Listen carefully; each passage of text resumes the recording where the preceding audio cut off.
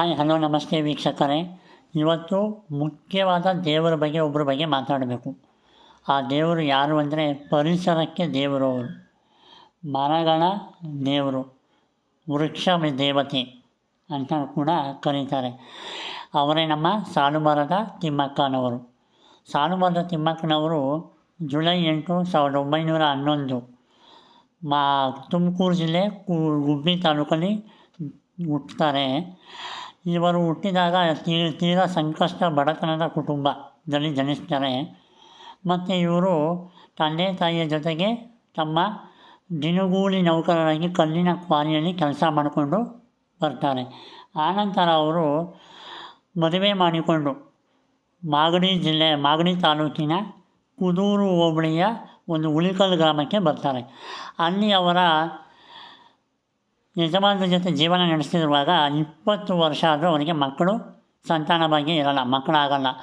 So ಅವರು ಅದನ್ನು ತಲೆಗಚ್ಚಿಕೊಳ್ದೇನೆ ಏನು ಮಾಡ್ತಾರೆ ಅಂದರೆ, ತಮಗೆ ಮಕ್ಕಳಿಲ್ಲ ಅಂದರೂ ಪರವಾಗಿಲ್ಲ, ನಾವು ಒಂದು ಕೆಲಸ ಮಾಡೋಣ ಅಂದ್ಬಿಟ್ಟು ಈ ಗಿಡಗಳನ್ನು ನೆಟ್ಟಿ ಮರ ಬೆಳೆಸೋಣ ಅಂತ ಒಂದು ಯೋಜನೆಯನ್ನು ಹಾಕ್ಕೊಳ್ತಾರೆ.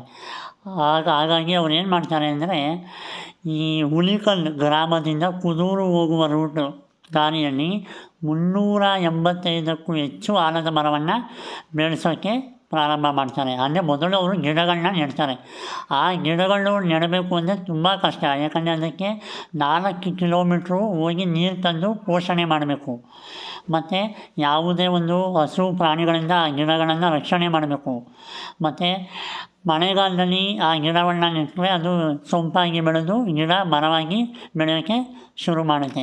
ಹೀಗೆ ಅವರು ಉಳಿಕಲ್ ಗ್ರಾಮದಿಂದ ಕುದೂರು ರಾಜ್ಯ ಹೆದ್ದಾರಿಗೆ ಹೋಗುವ ದಾರಿಯಲ್ಲಿ ಸುಮಾರು 385ಕ್ಕೂ ಹೆಚ್ಚು ಆಲದ ಮರವನ್ನು ಅವರು ಬೆಳೆಸಿದ್ರು. ತಮ್ಮ ಸ್ವಂತ ಪರಿಶ್ರಮದಿಂದ ತಾವೇ ಓಡಾಡಿ ತಾವೇ ನೀರು ತಂದಾಕಿ ಅವರು ಗಂಡ ಹೆಂಡತಿ ಇಬ್ಬರು ಆ ಮರವನ್ನು ನೆಟ್ಟು ಪೋಷಣೆಯನ್ನು ಮಾಡಿದರು. ಆ ನಂತರ ಅದರ ಜೊತೆಗೆ 8,000ಕ್ಕೂ ಅಧಿಕ ಮರಗಳು, ಅಂದರೆ ವಿವಿಧ ಜಾತಿಯ ಮರಗಳನ್ನು ಕೂಡ ಅವರು ಬೆಳೆಸಿದ್ದಾರೆ. ಯಾರ ಸಹಾಯವಿಲ್ಲದೆ, ಯಾವುದೇ ಸರ್ಕಾರದ ಒಂದು ಸಹಾಯವಿಲ್ಲದೆ, ಯಾವುದೇ ಸಂಘ ಸಂಸ್ಥೆಗಳ ಸಹಾಯವಿಲ್ಲದೆ ಅವರು ಈ ಕಾರ್ಯವನ್ನು ಅವರಿಬ್ಬರೇ ಮಾಡಿದ್ದಾರೆ. ಹಾಗಾಗಿ ಸಾಲುಮರದ ತಿಮ್ಮಕ್ಕನಿಗೆ ಮೊದಲು ಅವರ ಹೆಸರು ತಿಮ್ಮಕ್ಕ ಅಂತ ಇತ್ತು.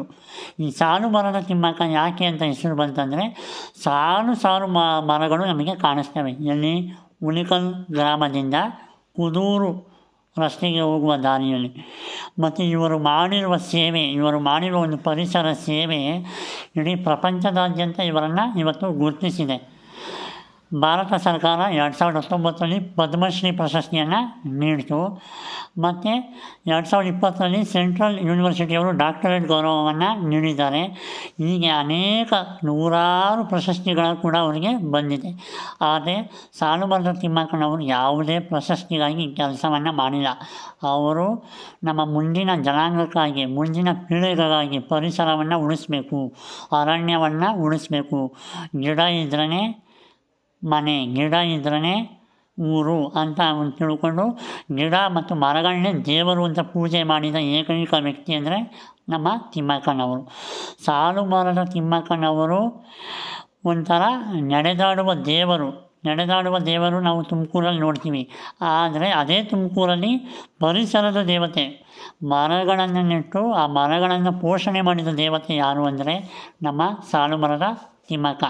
ಈ ಸಾಲುಮರದ ತಿಮ್ಮಕ್ಕನವರಿಗೆ ಭಾರತ ರತ್ನ ಕೊಟ್ಟರು ಕಮ್ಮಿನೇ, ಕರ್ನಾಟಕ ರತ್ನ ಕೊಟ್ಟರು ಕಮ್ಮಿನೇ, ನೋಬಲ್ ಶಾಂತಿ ಪ್ರಶಸ್ತಿ ಕೊಟ್ಟರು ಕಮ್ಮಿನೇ.